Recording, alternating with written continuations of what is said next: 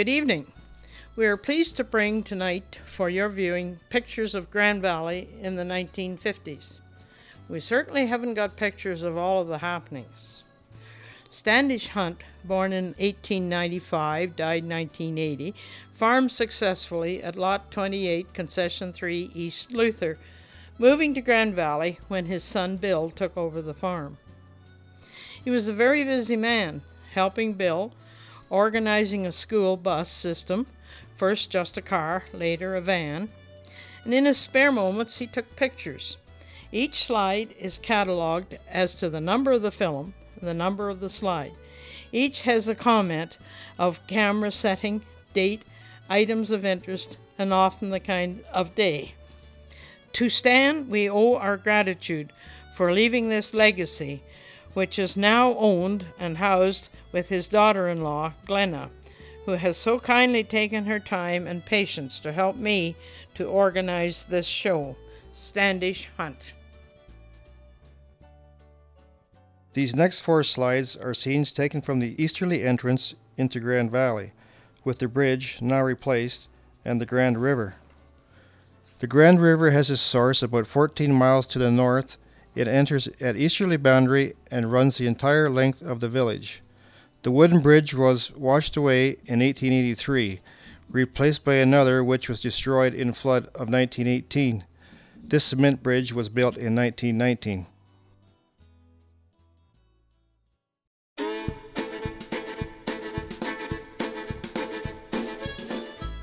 Grand Valley has held a fall fair since 1872, with many changes since that time. In 1954, a fiddler's contest was of interest. This shows a group of people on the racetrack waiting for the contest to begin. Grand Valley Fair Midway and parked cars. Please note the 40s and 50s cars. In the early 50s, a competition for parading schools was held. One year, Miss Olive Ferris, now Mrs. Claiborne Montgomery, brought her school class from SS number 3 East Luther, the second line school, to the show. All 26 pupils. They won the cup. Mrs. John McPherson, president of the ladies' division, presenting the cup to Olive Ferris, the teacher.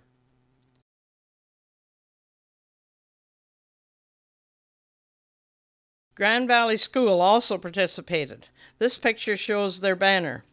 Do you know these local boys? The girls carried a banner. From left, June Bailey, Beverly Hillis, Joan Bruce, and Joan Boswell. This little girl led the winning parade, Beverly Berry.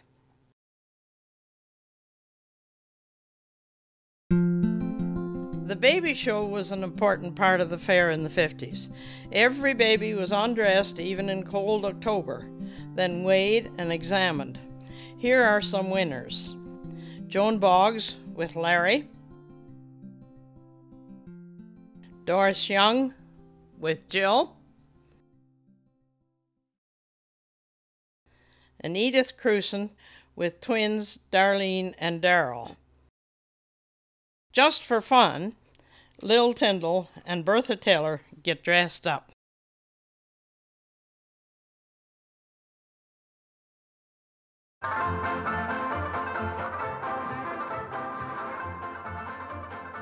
Races were an important part of the fair, with Grand Valley boasting the best half-mile harness horse track in Ontario. Roadsters were an interesting race. Note the starter's gate. Roadsters lined up for inspection. The announcer's booth is in the rear. Also note the crowd. Everyone dressed in their finest to go to the fair, and many women just had to have a new dress and hat for the occasion. 4-H clubs were popular, with the fair day being the achievement time for clubs. The calves were paraded in front of the old grandstand, which stood on the west side of the track. This shows the northerly end of the grandstand with the 4-H members on the track. On October 16, 1954, a vicious storm hit much of southern Ontario. It was known as Hurricane Hazel. It rained and the wind blew all day and into the night. Grand Valley lay in its path, flooding many streets. Here is Amaranth Street East, taken the next morning. That is Waterman's house, completely surrounded by water. This house was built on cement posts to prevent flooding water from destroying the structure. On the north side of Amaranth, surrounded by water, was the Joe Barrett house. This is looking south on Ponsford Street toward the swimming hole, and across the river is the Titch Boswell home.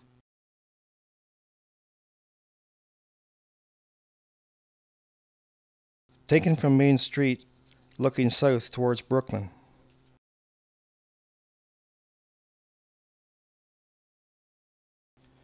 This is taken from the Brooklyn Bridge, looking to the west, where we see the Presbyterian Church with a car parked out front.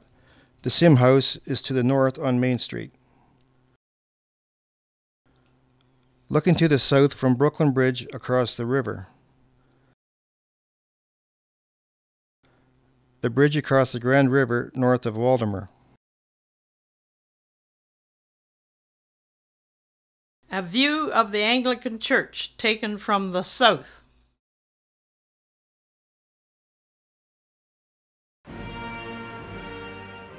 Armistice Day, 1954, at the Cenotaph, looking to the north.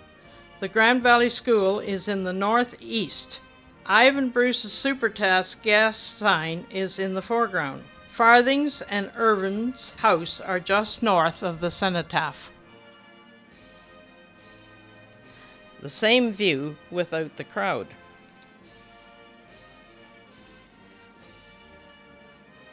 Picture taken looking east, where we see Carnegie in the background. The east side of Main Street taken in November of 1954. Note the cars parked at angles and a bicycle stand in front of Royal Bank. The Grand River taken from the south side with the community church formerly called Latter-day Saints Church on the left, and then Charles Benham home and the Minetta Platt home.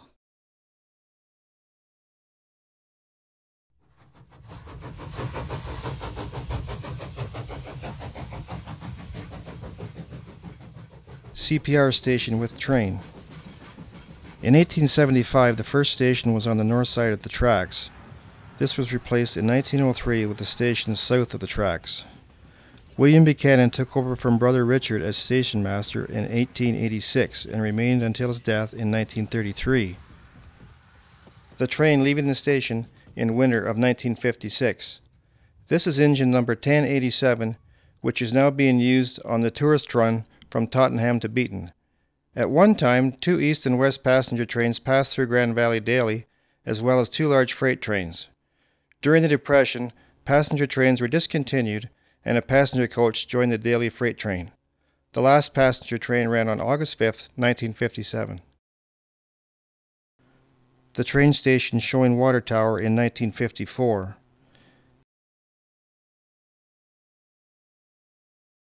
CPR tracks looking towards east from the highway. Now trailways, and East Luther Grand Valley Township own the land. Tracks are gone and a walkway is maintained.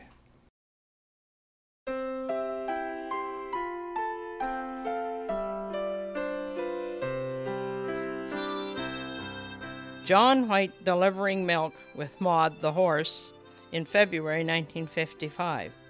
He bought this dairy situated at the corner of Main Street and Mill Street in 1948 from Wilbert Stuckey and sold to Irwin and Veda McCrone in 1957. John and Maud in April. This horse knew when to stop and go.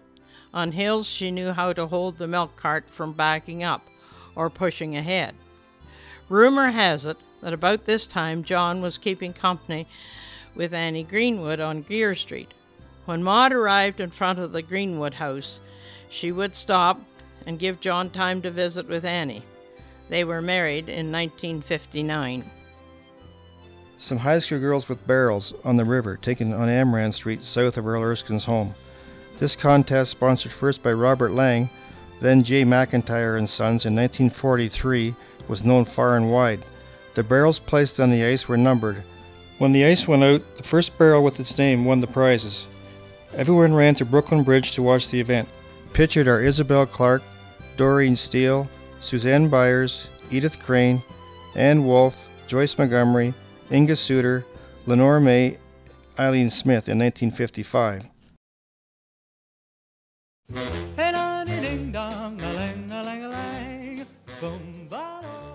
A group of boys singing in high school commencement 1954.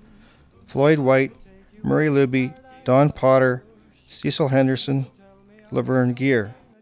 1953 award winners presented at commencement. Robert Sproat, Edith Crane, Myrna Luby, Marion Wolfe. Ann Wolfe, President of Students' Council, presenting prizes. 3 sets of sisters on a school bus. Ruth, Suzanne Byers, Beth and Helen Lomas, Winifred and Wilhelmine Black in 1955. Lloyd Henderson retired as principal of Grand Valley High School after 20 years. This school on the hill was built in 1892. High school teachers, June 21, 1956, Florence Reith, Jim Sutherland, and Florence Cole. Grand Valley High School students at June 21, 1956, Old School. School Board of 1959, Ed Fry, Bud Lansborough, Cliff Charters, Gib Richardson, Bill Watson, Reverend Gilchrist, and Principal Jim Sutherland at the mic. Helen Lomas, Betty Elgie, Marilyn McLean, Winifred Black, Melrose Mann at the new school. Crowds at official opening of new school, June 1958. Classes moved in on January the 13th, 1958. Girls at the new school, perhaps at a formal dance. The new school in winter. The high school cadets. Walter McCleary at Knox Presbyterian Church, 1955, at a women's meeting. He was minister from 1950 to 1956. Eddie Linklater on Amran Street East with his snowplow. Willis Doyle's and West Riley's houses in the background.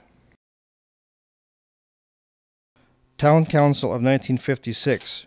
George Cunningham, Charles Benham, Alf Maneri, Joe Greenwood, Ed Fry, Ted Eastham, and Ernie Tuvell Sr.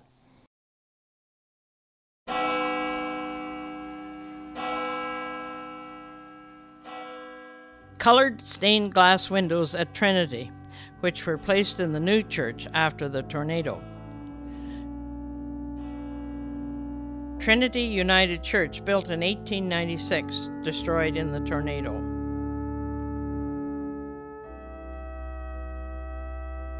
Inside Trinity, note it faced the east with a balcony on the west end. Christmas at Trinity. Santa Gloria Grundy, daughter of Orrin and Audrey Grundy, who owned the 5 to $1 store from 1945 to 1964. Mrs. Art Blair, Bill Berry, and Mrs. Rushton. Interior of the Anglican Church, built in 1880, lost in the tornado. W. J. Stuckey carved and donated this lectern. In 1947, a Menschel electric organ was installed. South Luther Presbyterian Church. In the 70s, it was torn down with a cairn erected. Tarbert United Church. The congregation joined Grand Valley or Monticello in the 60s. Waldemar Presbyterian Church closed in the 70s. Congregation going to Orangeville and Grand Valley. Interior of Waldemar Church.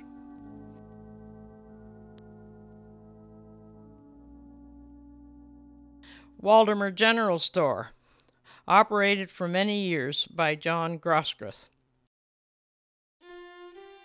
Highway School, 1956. Kathleen Watt, teacher. Front row, Glenn Irvin, Carolyn Crane, Larry Platt, Grant Whitaker, Doug Nairn, Margaret Black, Joan Byers. Second row, Gerald Clark, Stephen Irvin, Joan Nairn, Gail Taylor, Yvonne Foreman, Linda Burke, Brian Foreman, Wayne Taylor. First standing, Joyce Taylor, Marion Howes, Joan Fawcett, Ellen Black, Donna Charters. Second row standing, Joanne Taylor, Mildred Greenaway, Eleanor Foreman, Jim Taylor. Back row, Mrs. Watt, Ken Nairn, Bill Byers, Diane Foreman, Janet Howes, hidden. Mrs. Rushton's piano recital, piano, Roselle Warnick. Front row, Marilyn Leck, Mary Blair, Shirley Zimmerman, Bonnie Bailey, Gail Taylor, Gloria Wells. Second row, Deanna Foreman, Joan Fry, Brenda Young, Lynn Chappell. Back row, Beth Leck, Joanne Eastham, Carol Zeeland. Eleanor Foreman with her accordion. Euchre party at Wilson Moore's house on King Street in 1955. Edith Winters, Wilson Moore, William Crane, Cliff Bryan, Maud Bryan, Florence Cole, a teacher, Pearl White, Minetta Platt, and Myrtle Crane. Diane Davies, who took polio in 1953 and lived the rest of her life in a wheelchair till 1999. She is in front of Claiborne and Olive Montgomery's grocery store with a picture painted by Mary Richardson of Laurel, who also had polio. A close-up of the painting, which was drawn by ticket for the lucky winner.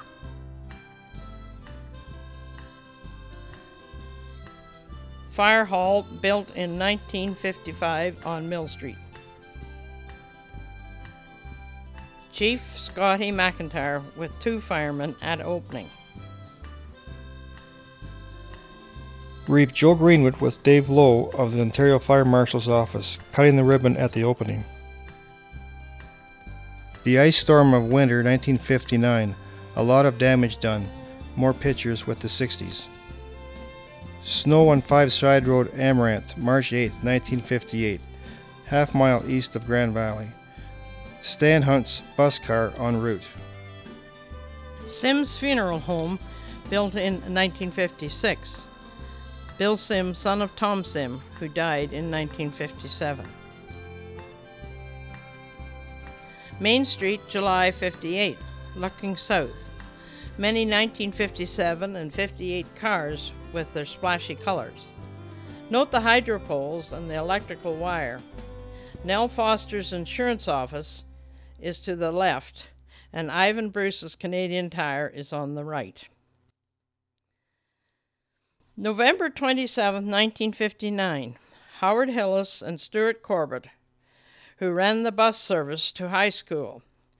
Earlier drivers were Roy Kennedy, Standish Hunt, Tony West, and Paul Anderson. Our garbage service with Ernie Gordon, who worked under Joe Ritchie. Here he is with his horses and wagon on Amaranth Street in front of Wes Riley's home. Canadian girls in training from Trinity United Church. They're out Christmas caroling December 1958. Calf and Grain 4-H clubs, March 1957, taken in Carnegie Hall. First row, Joanne Taylor, June Hillis, Ruth Byers, Audrey Graham, Elaine Irvin, and Marion Sproat. Second row, Ivan Tuvell, Ken Beam, Walter McLean, Ronnie Cave, Carrie Winters. Third row, Ralph Hilburn, Wayne Riley, John Graham, Jimmy Hustler, Jim Graham. On the fourth row, Doug Tate, John Tate, Richard Winters, Walter Tate, John Black, Gordon Hunter.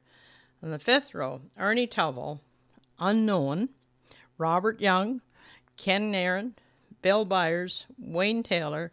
On the sixth row, Stan Irvin, Doug Gear, Jimmy Taylor, and Bob Sproat, and the leaders were Floyd Newson, William Tuvell, and Grenville Taylor.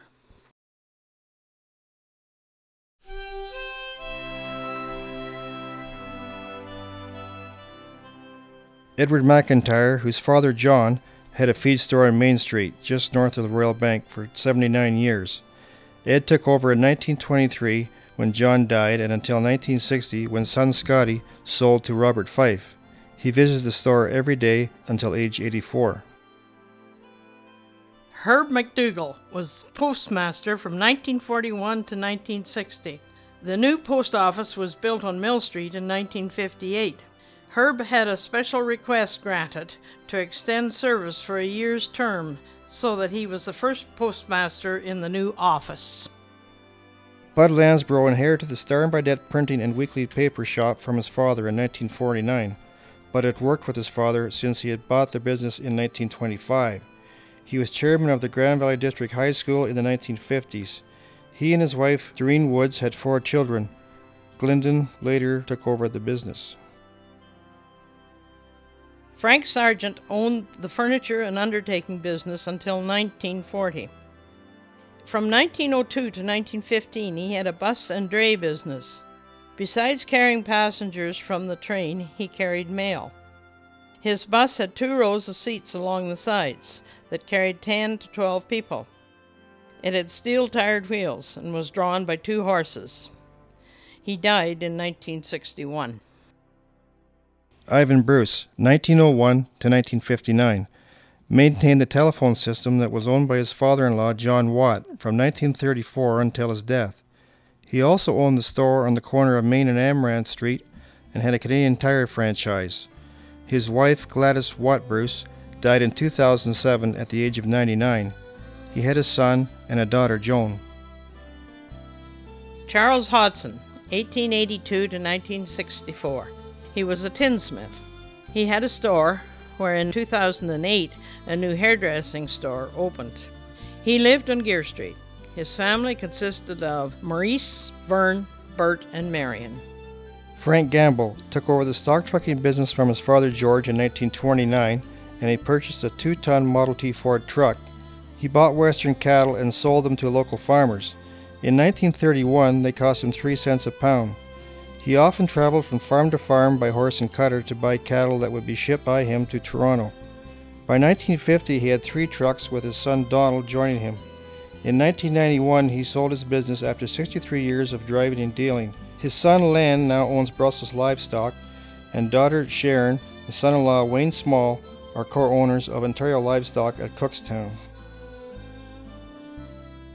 Jack Reith, who in 1947 sold his dry goods to groceries and put in self-service. He continued business from father John G. Reith, who had started in 1905. He sold to Ed Windus in 1957 and opened a store across the street where his uncle Jim Reith had begun. Born 1913, died 1967. Scotty McIntyre. He followed in the footsteps of his father and grandfather, Ed and John, running a feed store just north of Royal Bank until 1960. This building was destroyed by fire in 1910, then rebuilt. Scotty was fire chief of Grand Valley beginning in 1952.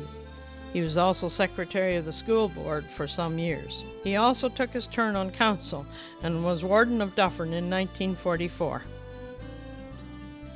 Clarence Lawson, 1902 to 1973. He had a shoe store just north of McIntyre's store. He sold shoes for over 60 years. He was an organist at Knox Presbyterian Church from 1922 till his death. Harry and Willa Dunnicky. They first bought the harness shop in 1913 from W.J. Densmore.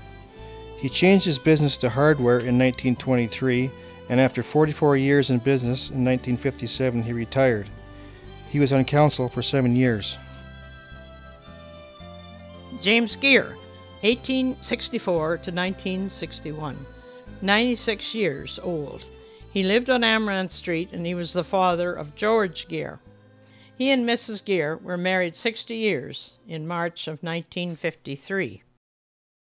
Alfred Maneri, was warden of Dufferin in 1918, was also clerk of the village from 1931 to 1958, and secretary-treasurer of the school board.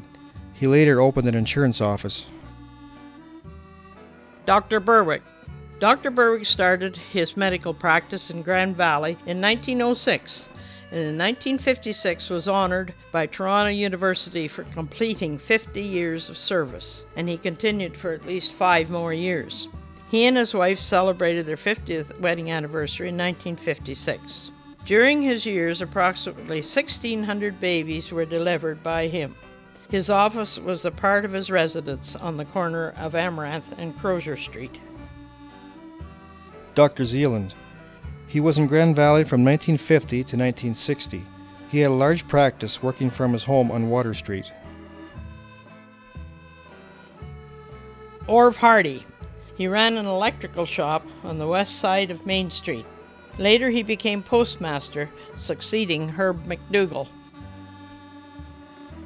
Bill Baker, 1882 to 1967. He first worked with his father, then 1910 until 1954 when he sold to the Co-op. He sold feeds and coal. Bill was reeve of Grand Valley first 1931 to 1934, and then from 1951 until 1954. Joe Ritchie. He farmed, specializing in laying hens. He delivered rural mail from 1919 when he was 15 years old. In 1953, he won an award for a long-time record for Canada. This was the Queen's Coronation Medal. He continued delivering mail up to his death in 1980. His wife May worked in the post office until her retirement at age 65. One son, Murray, later became the postmaster at Grand Valley. They also had Shirley, Wayne, Lorraine, Ray, and Wally. Sam Maxwell was postmaster from 1913 to 1941, 28 years. Before that, he was a barber. He also ran a livery stable and by 1908 made trips with people as far away as Galt, 1869 to 1957. His family, Ruby, Scotty, and twins Jack and Max. Ed Rogers, 1874 to 1967. He won a $5 wager by carrying 98 pounds of flour from Monticello to Grand Valley on his shoulders in 2 hours 48 minutes in 1913. He and his wife were married 60 years on March the 14th, 1960. He was also the gravedigger at the cemetery until 1957. Wallace Clark worked for T.H. Hamilton, then bought him out in 1934 and had the Ford dealership. Mrs. James J. Reith, wife of the hardware and grocery store owner. She was active in the lawn bowling and in 1921 formed the Ladies Bowling Club. She was first president. They played where the Senior Citizen Building is now situated. Bob McConaughey owned a steam engine. He went from farm to farm threshing grain. Every farmer had a large pile of wood ready to be put through the engine to make steam power. Louis Maneri Sr. was born in Amaranth Township in 1880, and he moved to Grand Valley at a young age and entered the hay business. In 1945, he ran for the Progressive Conservative Party representing North Wellington. One weekend, he brought John Diefenbaker home from Ottawa. He died in 1956, leaving 5 daughters and 1 son, Louis Jr. In 1888, Sarah Edith Tweedy died, so her father John Tweedy bought land for a cemetery. She was the first to be buried here, although some bodies were moved in from elsewhere. Additional land has since been added. The mortuary was built in 1948 and a mausoleum was built in 1956.